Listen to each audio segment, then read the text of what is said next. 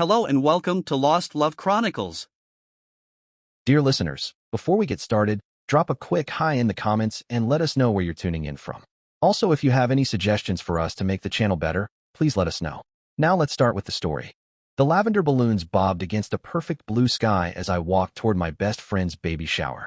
20 years of friendship with Clarissa had taught me her tells, the slight curve of her lips when she was hiding something, the practiced tilt of her head when she wanted attention. But today something felt different. Wrong. My husband, Branson, sensed it too. His doctor's eyes were always scanning, tracking movements others missed. When his hand gripped mine and he whispered, "We have to go." Now, I should have listened. Instead, I brushed him off, making excuses like I always did for Clarissa. It wasn't until we were halfway home that he said the words that would shatter the foundation of my oldest friendship. 3 simple words that I refused to believe. What I didn't know then was how deep the deception went, or what it would cost me to finally see the truth about the person I thought I knew better than anyone else. We pulled into the circular driveway of Clarissa's suburban home, the gravel crunching under our tires. The house was draped in soft lavender and cream-colored streamers, with clusters of balloons dancing in the gentle spring breeze. Cars lined both sides of the street, more than I expected for what Clarissa had described as an intimate celebration. "Looks like half the town showed up," Branson said beside me, adjusting his collar. He'd been unusually quiet during the drive over. "You know Clarissa?" I replied. "She's never done anything halfway." My husband nodded, but something in his expression seemed off. Branson was usually the social butterfly between us, the one who made friends with strangers in checkout lines and remembered the names of our neighbors' pets. Today, he looked watchful. "You feeling okay?" I asked, placing my hand on his forearm. "Fine," he said, offering a smile that didn't quite reach his eyes. "Just tired from that double shift." I let it slide.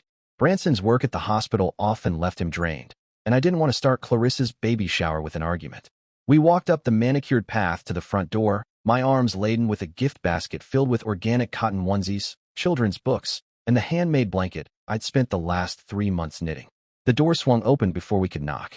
"Selena," Clarissa squealed, her arms outstretched. My best friend stood before me, radiant in a floor-length pale pink dress that flowed around her body. Her blonde hair was styled in loose waves, a flower crown perched at the top of her head. Her makeup was impeccable, highlighting her bright blue eyes and rosy cheeks. She looked like something out of a glossy pregnancy magazine, the kind where models with fake bumps sell the dream of maternal bliss. "You look incredible," I said, handing Branson the gift basket so I could embrace her. Clarissa held me at arm's length, her body angled slightly away from mine. "Don't squish the little one," she laughed, patting her stomach. I noticed she wore the bump proudly, but something about the way she touched it felt practiced, almost theatrical. "We wouldn't want that," I said lightly, trying to catch Branson's eye. But he wasn't looking at me. He was scanning the room behind Clarissa, his gaze methodical and sharp, like he was cataloging details no one else noticed. The entryway opened into a transformed living space. Lavender floral arrangements adorned every surface, and a professional photographer moved smoothly through the crowd, capturing staged candids with practiced ease. In the corner, a bartender was mixing mocktails and mimosas behind a marble-topped bar. A neon sign blazed across the far wall in cursive pink letters. "It's a girl." "This is wow," I breathed, taking it all in. "Clarissa, this must have cost." "Don't worry about that," she cut in quickly, waving a perfectly manicured hand. "Most of it was donated. People have been so generous." Branson's eyebrows rose ever so slightly, but he said nothing. Then Alaric appeared. Clarissa's husband of 3 years, tall, angular, with dark hair just beginning to recede at the temples, approached with 2 glasses of champagne. "For the non-pregnant among us," he said with a smile, his British accent crisp and clipped as he handed one to Branson. "Congratulations," Branson said, clinking glasses with him. "First-time fatherhood. Big change coming." "The biggest," Alaric agreed, though his eyes flicked to Clarissa for the briefest moment. Something passed between them, just a flash. A look I couldn't quite decipher. "Selena," a voice called out across the room. I turned to see Opal pushing her way through the crowd, her curly hair bouncing with every step. Behind her trailed Sasha and Gage. My old high school circle, complete again for the first time in years. "It's been forever," Sasha exclaimed, wrapping me in a hug. Her willowy frame was dressed in a gauzy bohemian dress, and despite her clear efforts to scrub up for the event, paint stains still clung stubbornly beneath her fingernails. 6 months is hardly forever," I laughed. "In artist time? It's an eternity," she countered. Opal stood back, arms crossed. observing us with that quietly analytical gaze she'd perfected since becoming a therapist. "How's the counseling center treating you?" I asked her. "Busy as always," she replied. "You know how it is. Everyone needs someone to talk to." Gage lingered at the edge of our little circle, his hands shoved deep into his pockets. Clarissa's younger brother had finally grown into his features since high school, no longer the gangly boy who used to slip notes into my locker when he thought no one was watching. "Nice to see you," he said, his voice low, his eyes meeting mine and holding just a beat too long. "You too," I replied, suddenly hyper-aware of Branson's gaze flicking between us. Clarissa clapped her hands, her voice bright. "Now that Selena's here, I can finally show you all the nursery mock-up. The designer finished the renderings yesterday." She turned and led us upstairs, chattering about organic paint and sustainably harvested timber as we followed her up the steps. Branson fell into step beside me, his fingers brushing lightly against mine. "Notice anything?" he whispered. "Like what?" I asked, keeping my voice low. He shook his head slightly. "Never mind." Later, the second bedroom had been transformed into a vision of soft pinks and creams. A delicate crystal chandelier twinkled overhead, casting tiny flecks of light across the walls. A hand-carved crib sat beneath it, pristine and unused. A whimsical forest mural stretched across the far wall. Deer, rabbits, songbirds painted in muted tones, nestled among flowering trees. In the corner, a plush armchair sat beside a bookshelf already packed with children's classics, the spines crisp and unbent. "It's stunning," Sasha gasped. "Absolutely." I agreed, though a question nagged at me. This level of luxury didn't match what I knew of Clarissa and Alaric's usual tastes, or their budget. Alaric worked in publishing, and Clarissa ran a small nonprofit. This room alone probably cost more than what they made in 3 months. Most of it was donated by vendors who support the Maternal Health Initiative, Clarissa said smoothly, as if plucking the thought straight from my mind. "They want to showcase their products." "That's convenient," Opal remarked, her therapist's skepticism not quite concealed. Clarissa's smile tightened, almost imperceptibly. "It's networking. The best kind." As the others admired the custom wallpaper and cooed over the hand-painted animals, I glanced toward the doorway. Branson stood just inside, his phone out, snapping photos. He wasn't trying to capture memories. He was zooming in, focusing on details: the base of the crib, the chandelier, the labels on a few of the books. When he noticed me watching, he quickly lowered the phone and slipped it into his pocket. Downstairs, the party was in full swing. Games were played, advice cards were filled out, and the gift table looked ready to collapse under its own weight. Branson stayed on the edges, never fully joining. He watched. He texted. The usual warmth he brought to gatherings was gone. During a lull in the festivities, I found him by the drinks table. "What's going on with you today?" I asked, keeping my voice low. "Nothing," he said, eyes still scanning. "Just tired." "You keep saying that, but you're acting weird. You've barely spoken to anyone." He sighed, running a hand through his dark hair. "I'm sorry," he murmured. "I just noticed some things that don't add up." "Like what?" I asked, but before he could answer, the photographer called everyone for a group photo. We gathered around Clarissa, who positioned herself front and center, both hands lovingly framing her stomach like she was guarding the most sacred thing in the world. As the photographer counted down, Branson stepped back, distracted. His gaze locked on something, or someone, across the room. I watched as his brow furrowed, and he pulled his phone out again, typing quickly. Following his line of sight, I spotted a man near the gift table, middle-aged, with salt and pepper hair and rectangular glasses. He wasn't mingling. He wasn't smiling. He was watching Clarissa, and the look on his face, something between concern and confusion, unsettled me. "Who's that?" I whispered to Sasha, nodding subtly in his direction. She squinted, then shrugged. "Maybe one of Alaric's colleagues? Or a family friend?" The photographer finished the shot, and the moment passed. Then Clarissa's mother stepped forward, taking command of the room. Patricia Warren, always poised, always dressed to intimidate, lifted her champagne glass. Her blonde bob was severe and symmetrical, a perfect frame for features that had clearly seen more than one surgeon's table. When Clarissa told me she was finally expecting, Patricia began, voice rich with practiced emotion. "I thought of all the silence we've endured, all the waiting. This baby girl is truly a blessing." A pause, one that teetered on the edge of something unspoken. Then applause. Beside me, Branson stiffened. "We have to go," he said, low and urgent. "What? Now?" I whispered, confused. "We can't just leave in the middle of." "Selena." His hand closed around my wrist. Not hard, but firm, anchoring. His eyes locked with mine, intense and unyielding. "Trust me. We need to go. Branson, this is my best friend's baby shower. I can't just." I'll explain in the car. He cut me off. Please. Something in his tone, not panic, but absolute certainty, made me pause. I nodded, swallowing my frustration. Fine. I made quick apologies to Clarissa, blaming a hospital emergency. She pouted, her bottom lip jutting out in practiced disappointment, but accepted the excuse. You'd better make it up to me, she said, arms crossed lightly over her belly. I will. I promised, forcing a smile. Lunch. Soon. As we pulled away, the lavender balloons still bobbed in the rearview mirror, shrinking with distance. I turned to Branson. This better be good. It's not good, Selena. It's not good at all. The silence in our car felt thick, like a third presence wedged tightly between us. Branson drove with mechanical precision, eyes locked on the road ahead. Outside, the spring sunshine spilled golden over manicured lawns and budding trees, cheerful, almost mocking, against the tension growing in the car. Are you going to tell me what that was about? I finally said, the words cutting through the stillness. Or should I just guess? Branson's jaw flexed. Give me a minute to figure out how to say this. Say what? That you embarrass me in front of everyone I care about? That you pulled me out of my best friend's baby shower like we were fleeing a crime scene? He didn't respond. Just flicked the turn signal with too much force and merged onto the highway. Branson, I said again, softer this time. Whatever it is, just tell me. He exhaled slowly, and I saw his shoulders drop just a little. Not until we're halfway home. I need you focused, not distracted by traffic. You're scaring me. I'm sorry. He reached across the console, gave my hand a quick squeeze. That's not my intention. We drove in silence for 15 more minutes. The cookie-cutter suburban homes gave way to open countryside.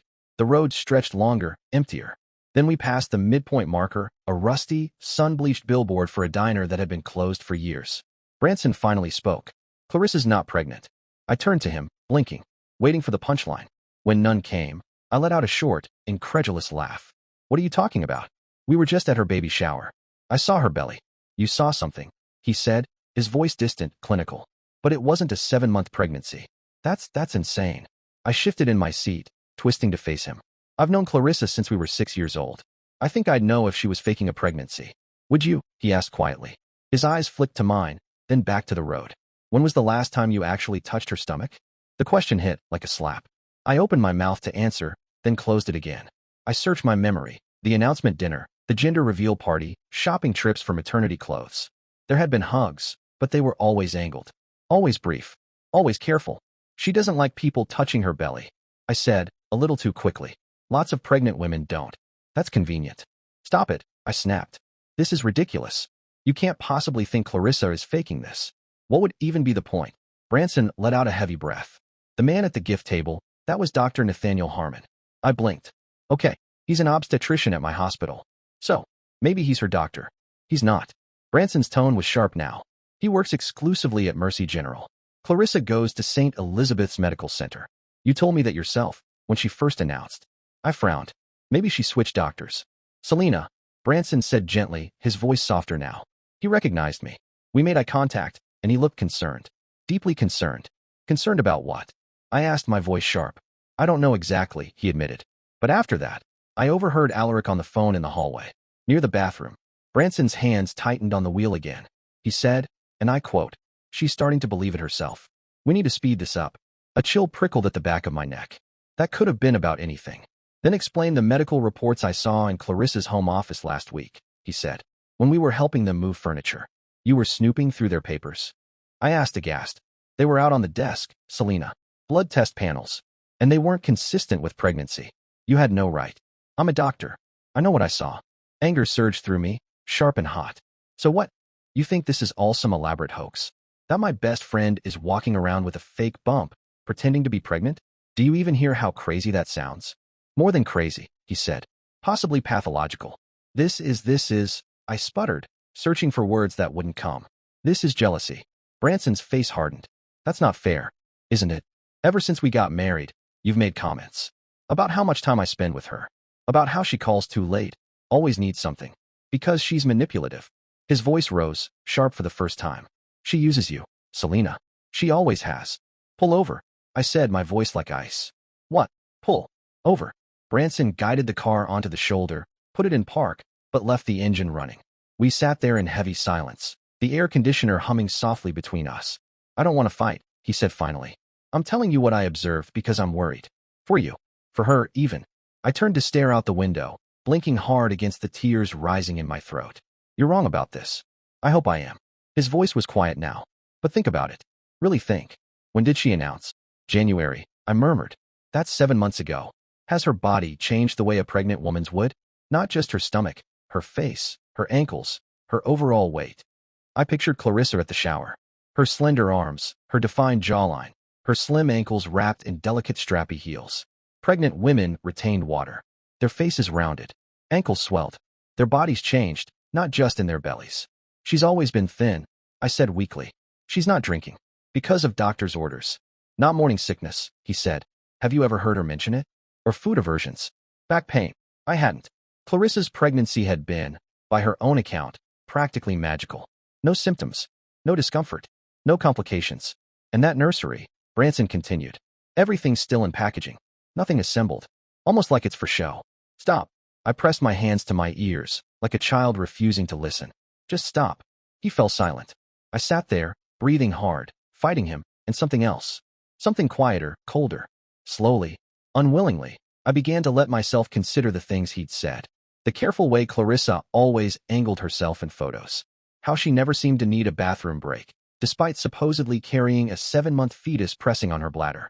The way she changed the subject whenever I asked specific questions about her prenatal care suddenly took on a new weight. Why? I whispered, dropping my hands. Why would anyone do this? I don't know, Branson admitted. Attention? Money? That shower wasn't cheap. And she said most things were donated. What does that even mean? The extravagance of it all replayed in my mind. The professionally catered food, the designer decorations, the mountain of expensive gifts. Clarissa's nonprofit focused on maternal health in underserved communities. Could there be a connection? I need to know for sure, I said finally. Branson nodded, putting the car back in drive. So do I.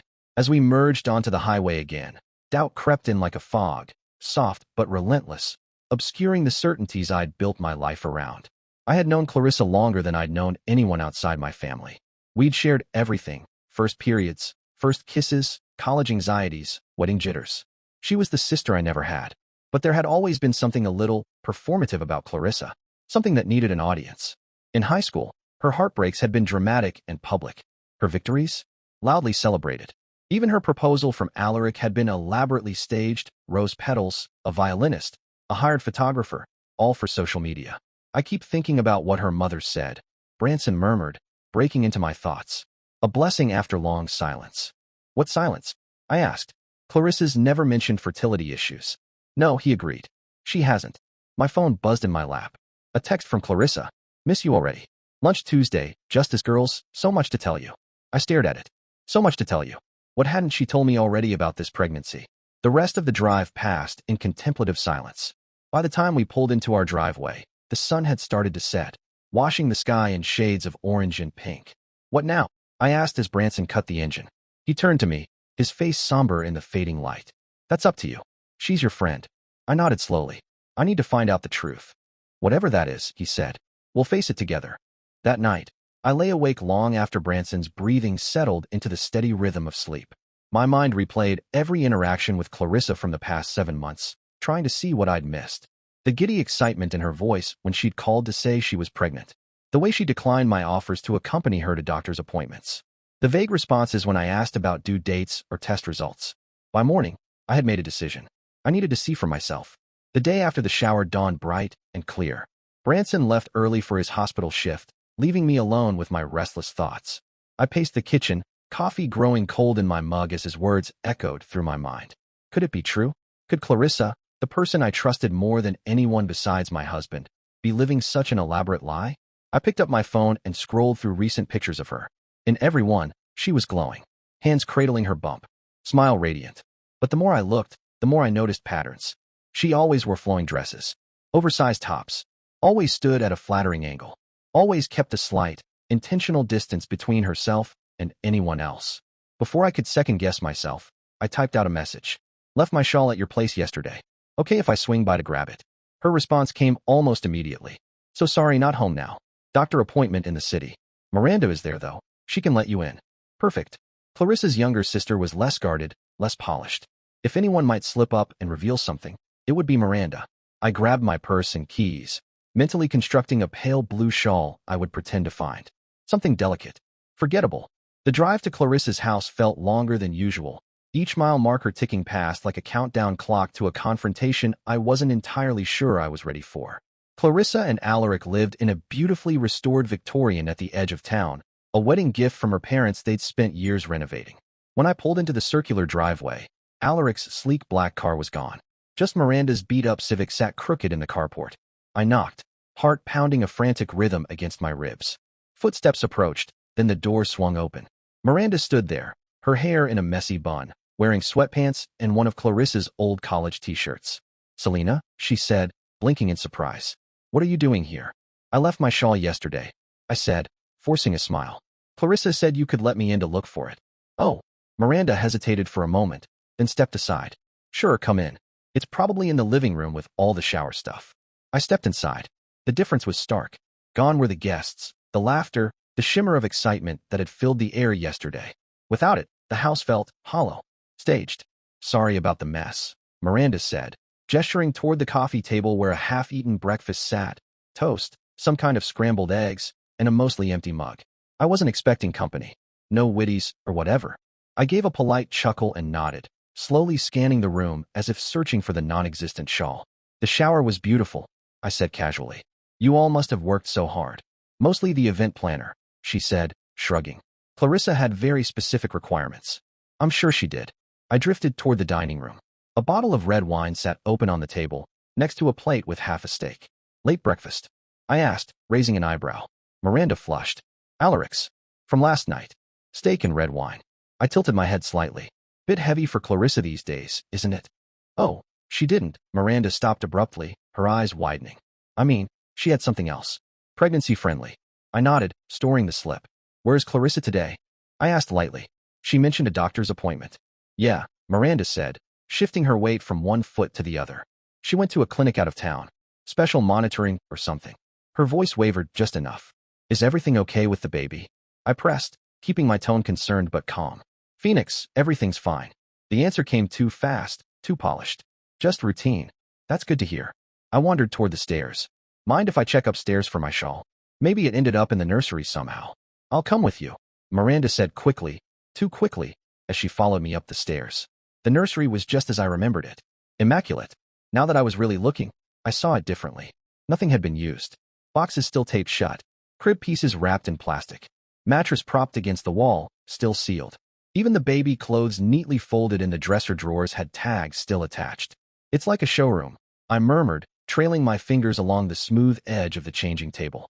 "Clarissa wants everything perfect before she opens anything," Miranda explained behind me. "You know how she is." "I thought I did," I said softly. Miranda turned and moved toward the closet to check for my imaginary shawl. I noticed something behind the changing table, a small journal, wedged tightly between the wall and the furniture as if it had slipped and been forgotten. When Miranda turned her back to check the closet, I reached out quickly and slipped it into my purse, my fingers trembling. "Not here," Miranda announced, straightening. "Maybe downstairs in the coat closet." "Sure," I said, my voice careful, casual. We returned downstairs, and I made a show of checking near the entryway and under cushions. I even peered into the coat closet, pulling open the door just enough to keep the illusion alive. "I should get going," I said at last, stepping back.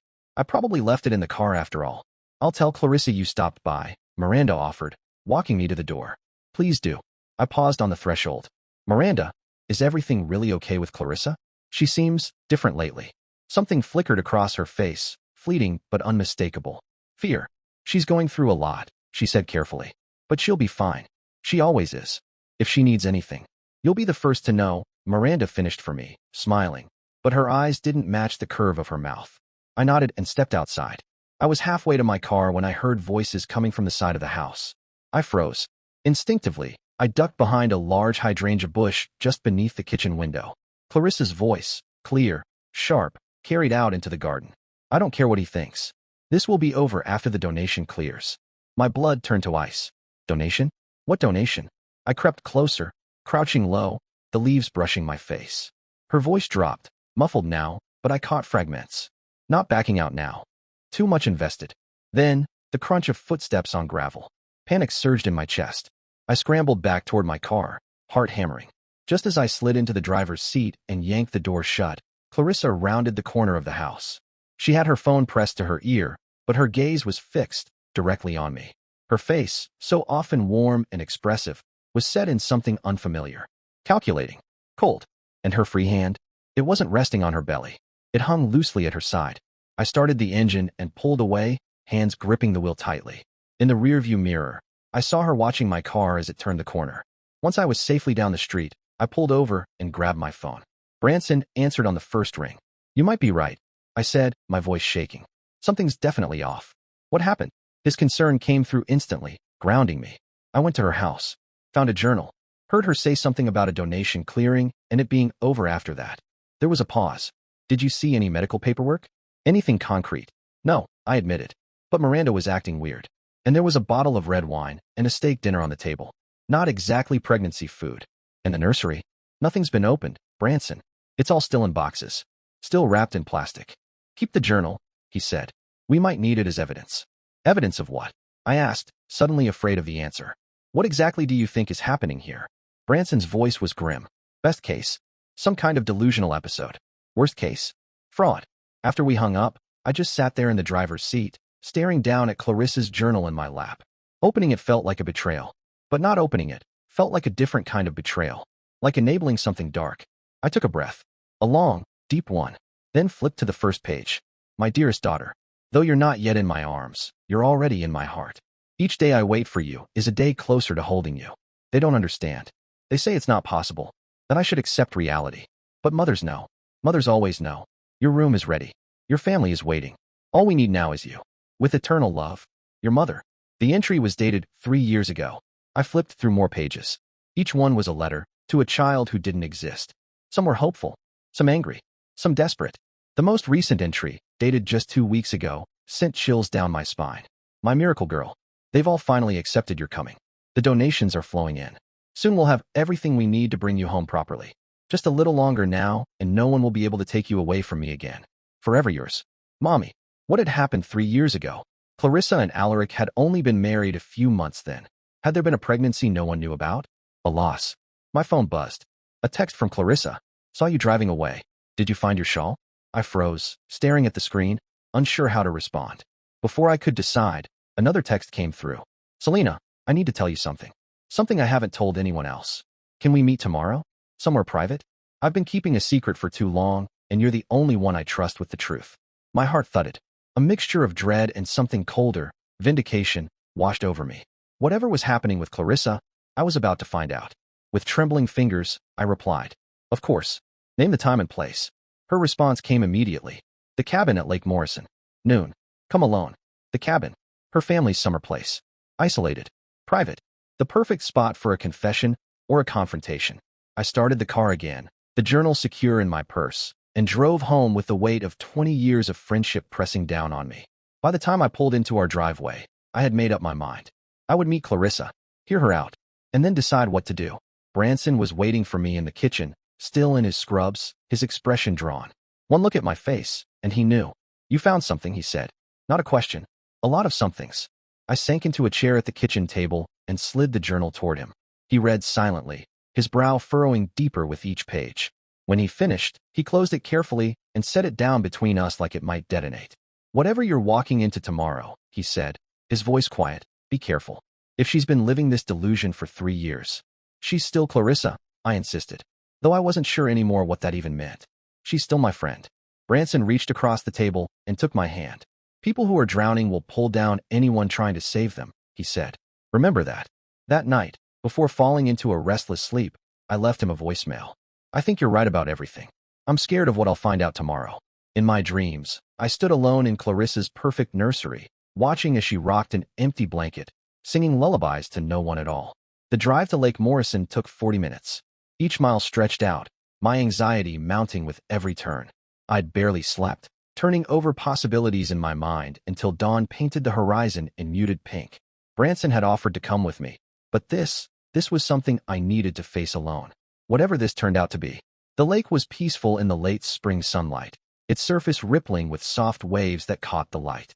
The Warren family cabin sat nestled among tall pines on the eastern shore, its weathered wood and stone chimney unchanged since childhood. A a fixture of my most treasured memories. Clarissa and I had spent countless summers here, swimming, gossiping, dreaming of our futures. As I pulled into the gravel driveway, her white SUV was already parked under the carport. My stomach twisted. There was no turning back now. I approached the cabin slowly, my footsteps crunching on the gravel, taking in details I'd missed on previous visits. The porch swing where we'd once whispered secrets now looked abandoned, its chains rusted, one hanging slightly askew. Flower pots that used to overflow with petunias and lavender sat bone-dry and cracked. The welcome mat was faded beyond recognition, edges curled, letters worn to a smudge. Before I could knock, the door opened. Clarissa stood there in a simple white sundress. No baby bump, no radiant glow. Just Clarissa, barefaced, her blue eyes rimmed with red. "You knew," she said softly. Not a question. I nodded, throat too tight for words. She stepped aside. "Come in." I hesitated only a moment before crossing the threshold. The cabin's interior was cool and dim, sunlight slipping between half-closed blinds and thin, dusty beams. Everything smelled faintly of cedar and thyme. "I should have realized," she said, her voice trailing behind me. "Branson would figure it out. Doctors notice things." She moved toward the worn leather couch and curled her legs beneath her the way she used to during late-night college talks. For a second, it looked like the old days, just the two of us. But nothing about this felt innocent. "Do you hate me?" she asked. I remained standing, unsure of the script for this moment.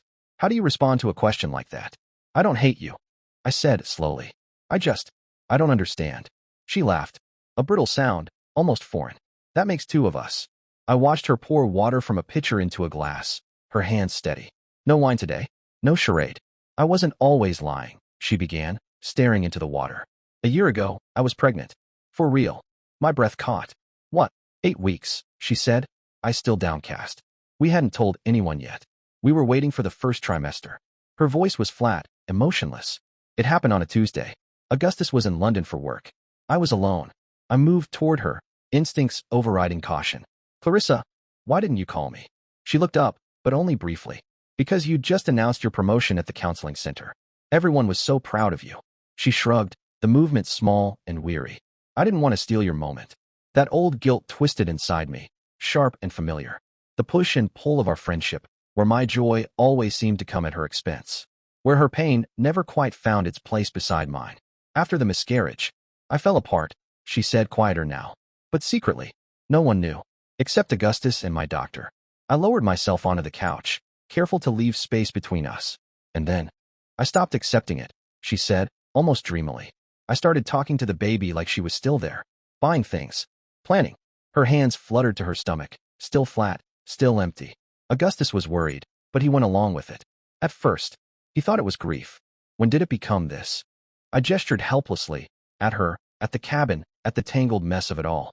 She sighed. 3 months ago, I was supposed to speak at a maternal health fundraiser for the nonprofit. You remember? I nodded. You said you had food poisoning. Another lie, she said with a sad smile. I had a panic attack. All found me in the bathroom, hyperventilating. I kept saying I couldn't go out there. Couldn't tell them I'd failed. Her voice dropped lower. And then he said, "What if you didn't have to?" My stomach turned. "He suggested you fake it." "Not exactly." Her eyes met mine, empty and tired. "He said I could say I was newly pregnant, just to get through the event. We'd announce a loss later, after I'd had time to process.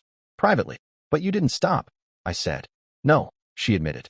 "Because it felt so good, Selena. The congratulations. The attention. The way people looked at me again. Like I was someone special." I stared at her, at the version of my friend unraveling before me. "So you kept going." She nodded. It snowballed. One event turned into another. A small bump became a bigger one. And then, the donations, I said. She stood abruptly, moved to the desk in the corner, and returned with a folder. Her hands shook as she opened it on the coffee table. "Here," she said, spreading papers across the surface. "See for yourself." I glanced down. Documents. Spreadsheets. Signed checks. Donation receipts from local businesses and individuals. Amounts that made my chest tighten. "These all went to your nonprofit?" I asked. She nodded. "New beginnings. Maternal care." She looked up at me, eyes clear but worn.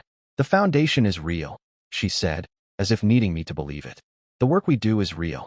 We provide prenatal care to women in underserved communities. What isn't real is," she trailed off. "You?" I finished quietly. "Your pregnancy." She nodded, eyes downcast. "I don't understand. Why would your pregnancy affect donations to your nonprofit?" "Because of who the donors are. Clarissa rifled through the papers on the coffee table, pulling out several checks. I recognized the names immediately: the Graves Foundation, the Williams Trust, Hampton Healthcare Services. They all have one thing in common, she said, her voice tightening. I scanned the checks. The names clicked into place. A lump formed in my throat. They all lost children, I whispered. Or grandchildren. Or siblings. Clarissa nodded. They donate to maternal health care because of personal tragedy. And they connect with me because they think I understand their fear. The fear of losing a child. The calculation behind it all stunned me. So the baby shower was a fundraiser, she said simply. Every gift, every decoration, all donated by companies that support new beginnings. They get tax write-offs and publicity. We get supplies for our clinics. I stared at her, trying to reconcile this woman with the one I'd grown up beside. My mind spun, cycling through every moment I had mistaken for sincerity.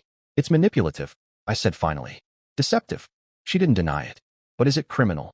I asked aloud, more to myself than her. Before she could respond, my phone buzzed. I pulled it from my pocket. A text from Branson. The obstetrician just emailed me. He says he filed a fraud report. My heart dropped. Clarissa must have read the shift in my face. Bad news? She asked. I didn't speak. I just turned my phone screen toward her. She read the message, and the color drained from her face. Who else knows? I asked quietly. Just Augustus. And Miranda.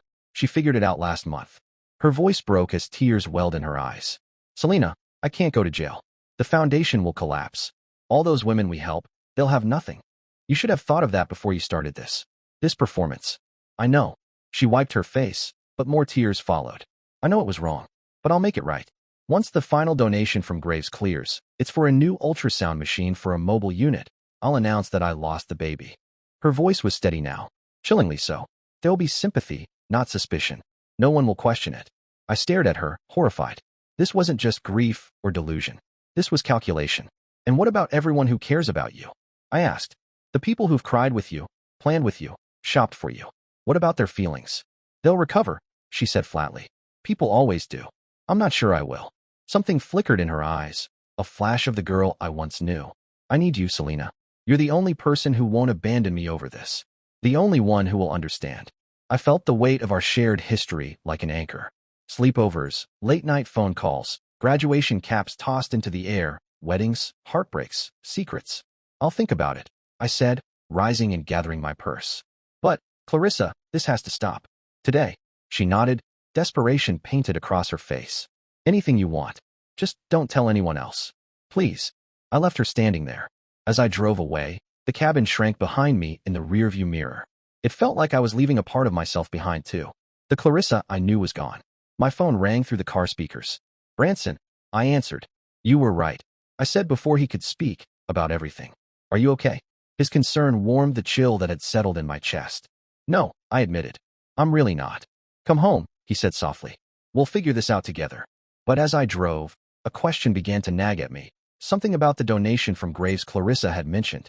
The name was familiar, not just from the donor list.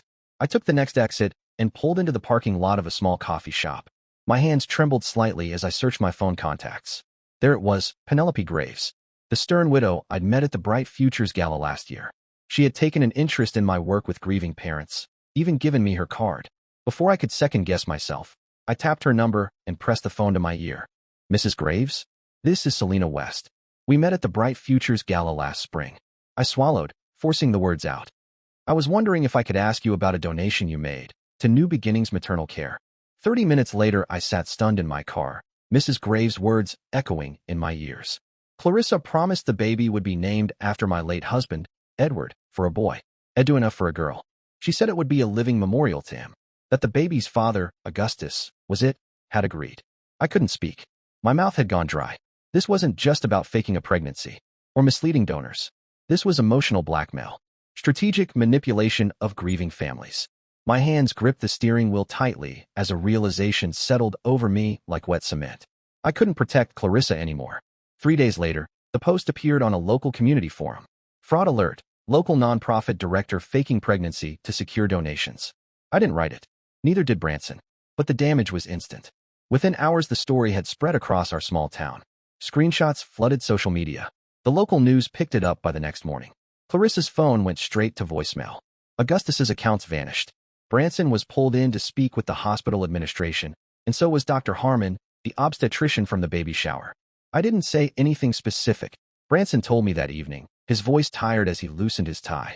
Just confirmed that as a medical professional, I had concerns about the authenticity of her condition. This is a nightmare, I murmured, scrolling through the flood of comments online. Some people were furious, shocked, disgusted. Others were sympathetic, suggesting mental illness, grief, trauma, but many called for criminal charges. How did this get out? Branson asked, looking over my shoulder. You didn't tell anyone besides me, right? And Mrs. Graves, I admitted. But she wouldn't have posted it. She was horrified, embarrassed. Then it had to be someone else. Someone at the shower, maybe? Or, he hesitated. Maybe Miranda. Maybe. It didn't matter now. The result was the same. Clarissa's carefully constructed world was imploding, and I was watching it happen like a bystander to a slow-motion crash. The letter arrived the next day, hand-delivered. I knew the handwriting immediately. Selena, I know what you did. I trusted you with my truth, and you betrayed me, just like everyone else eventually does. Don't bother denying it. You were always jealous. Of my life, my marriage, my success. You pretend to be supportive, but deep down, you've been waiting for me to fail. Well, congratulations. You've destroyed everything I built. I hope you're satisfied. Clarissa, no apology, no remorse, just blame. Shifted onto me like a burden I hadn't asked for. I crumpled the letter in my hands. And as I did, a memory surfaced, unbidden.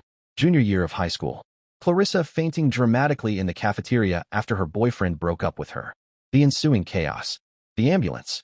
The whispers in the hallways for a week after. And then, later, her quiet confession to me in the girls' bathroom. I just needed everyone to see how much he hurt me. I'd excused it then. I'd excused so many things over the years. The borrowed clothes never returned. The boyfriend she'd openly flirted with. The plans canceled last minute when better options came along. Always with that same charming smile. That effortless way she had of twisting everything until you doubted your own frustration. Until you found yourself forgiving her, again. The doorbell rang, sharp and unexpected, cutting through the haze of memory. I flinched. When I opened the door, Sasha stood there. Gone were her flowing scarves and colorful bangles. She wore jeans and a plain t-shirt, hair pulled back, her face drawn and pale. Can I come in? She asked, voice low. I nodded, stepping aside. In the kitchen, I poured 2 mugs of coffee. Neither of us drank at first. I feel like such an idiot, she said finally, voice raw. I looked up. I lent her $3,000, she added, eyes glassy with shame. My hand froze around my mug. What? Sasha nodded slowly, as if she'd been waiting for someone to react with the disbelief she hadn't let herself feel. For the nursery. She said it was temporary.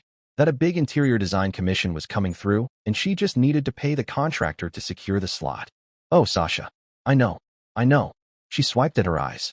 But she's always paid me back before. And she was so excited, Selena, about making everything perfect for the baby. I didn't speak. I just waited. There is no baby, is there? She asked, her voice cracking. No, I said gently. There isn't. Sasha took that in with a long, measured breath. Was there ever? A year ago, I said. She miscarried. Early. Sasha sat with that, nodding slowly. That makes more sense than whatever this is. I could see the gears turning in her mind. The memories she was replaying. Did she approach anyone else? I asked. Opal maybe. Sasha hesitated. They had lunch a few weeks ago. Clarissa was really focused on her afterward. Brought her up more than once. I made a mental note. If Clarissa had been targeting our friend group for money, this was spiraling into something darker. After Sasha left, I called Opal. She picked up on the first ring. I've been expecting your call, she said, voice calm but firm. You want to know if she asked me for money too? Did she? Not directly. But she talked at length about the foundation's work, how they needed a mental health component, how perfect I would be to consult. And I offered to volunteer. She seemed disappointed. You saw through it. Professional hazard, she said. I notice when someone's performing instead of being. She paused, then added quietly, Selena, in my professional opinion, Clarissa shows traits consistent with Munchausen syndrome. Isn't that when people fake illnesses for attention? Yes. But in this case, she paused again, careful with her words. It's almost like Munchausen by proxy, except the proxy is her own identity, as a mother. She's built a reality where she receives sympathy, attention, even money, all centered around a child that doesn't exist. I close my eyes. What happens to someone like that without help? The lies escalate. The stakes rise. Eventually, her voice dropped. It all comes apart. No one's heard from her since the story broke. I admitted. She sent me a letter. Blamed me for everything. Classic deflection. Opal said. She can't face her own culpability. When we hung up, I sat there in silence, phone still in my hand. Then it buzzed again. Gage. I picked up immediately. Selena. His voice was ragged, breathless. Have you heard from Clarissa? No. I said, fear coiling. Have you? Not since yesterday. She called me crying. I couldn't understand most of it. She was frantic. And he choked back something. I knew something was wrong. For months I knew. But I didn't have proof. And Mom and Dad wouldn't listen. It's not your fault, Gage. Isn't it? His voice cracked. She's my sister. I should have pushed harder. There was a long pause. The police are involved now, he said quietly. Someone filed fraud charges. My stomach turned. Already. Multiple donors, he confirmed. Apparently they all came forward at once. And Selena, his voice broke completely now, she's gone. Gone. Cleaned out her accounts this morning and disappeared. I gripped the phone tighter. What about Augustus? Gage sighed. He says she left him too. But he seems more angry than worried. That told me everything I needed to know about their marriage. After we hung up, I called Branson at the hospital. Clarissa's missing, I said, skipping any pleasantries. His voice dropped. Missing how? Disappeared. Accounts emptied. No one's heard from her. A long pause. She might come to you, he said eventually. Why would she? She blames me for exposing her. Because you're her constant, he said gently. Her emotional safety net. Even when she's pushing you away, she's really pulling you closer. His words stayed with me all evening. I couldn't sit still. I paced from room to room, checking the windows, jumping at every noise. The rain started around 9, soft at first, then pounding against the roof with insistence. By midnight, I was alone. Branson had been called in for emergency surgery, leaving the house too quiet, too vulnerable. I just decided to try sleeping when I heard it. A knock. Faint. Almost timid. I held my breath. Then again, so soft it was nearly swallowed by the rain. I crept to the door and peeked through the peephole. It was her. Clarissa. Soaked. No umbrella. Hair matted to her face. No mascara. No jewelry. Just a drenched, shaking silhouette of the woman I used to know. I opened the door. She said nothing. She didn't even blink. She just stared at me, vacant and lost. And then, like someone had cut her strings, she collapsed forward. I caught her before she hit the floor. She felt light. Too light. Her body sagged against mine, frail and weightless under her soaked clothes. I could feel the outline of her bones. Her ribs. Her shoulders. This wasn't someone 7 months pregnant. This was someone unraveling. I dragged her inside, wrapped her in a blanket. She sat on the couch like a ghost, unmoving, staring into space. I made tea. She didn't touch it. I asked questions. She didn't answer. So I stopped trying. I just sat beside her in silence and let the rain speak for both of us. After what felt like hours, she spoke. One sentence. Barely audible. Tell me what to do. I'll do it. I turned to look at her. And for the first time since all of this began, I didn't see my best friend. I saw a stranger wearing her face. When Branson came home at dawn, he found us exactly like that. Clarissa curled on the couch, me still in the armchair, awake and hollow. He took one look at her, then led me into the kitchen. They've issued a warrant, he said, low and serious. Fraud. Multiple counts. The Graves Foundation is pressing charges. I glanced toward the living room. She has nothing left, I murmured. No money, no home, no reputation. That's not our problem, he said, firm but not cruel. Selena, she manipulated grieving families. She took advantage of people's pain. She stole money under false pretenses. I nodded. I know. She needs to face consequences. And help. She can't stay here, he added, rubbing his forehead. I want her gone by noon. He didn't wait for my response. He kissed the top of my head, then left for his shift. I made coffee. Toast. Set the plate in front of her when I heard movement from the couch. Branson wants you gone by noon. I said, no softness left in me. She nodded, tearing at the toast, but not eating.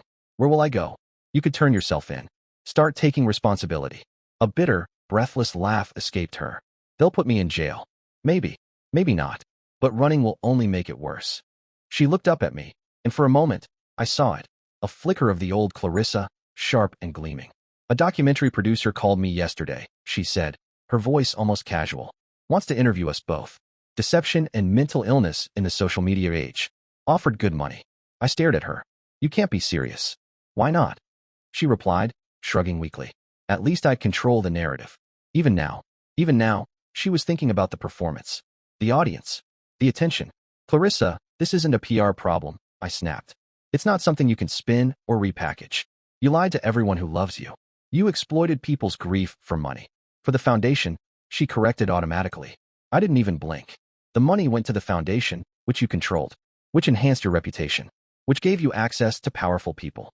I leaned forward, locking eyes with her. Stop lying to yourself, if to no one else. Something flickered, cracked in her face. What do you want from me, Selena? Tears? Confession? Self-flagellation? Will that make you feel better about abandoning me when I need you most? This isn't about me. It's always about you. Her voice rose suddenly, flushed red now. Perfect Selena with her perfect husband and perfect career and perfect moral compass. Never a mistake. Never a misstep. Do you have any idea what it's like to stand in your shadow, year after year? I sat still, absorbing the venom. Then, quietly, I've made plenty of mistakes, including letting this friendship get so unbalanced that you think you can manipulate me the way you do everyone else. I never manipulated you, didn't you? I shot back. The late-night crisis calls. The emergencies that always came when I had something important going on. The constant need for reassurance, validation, attention. She flinched like I'd slapped her. That's what friends do. They show up for each other.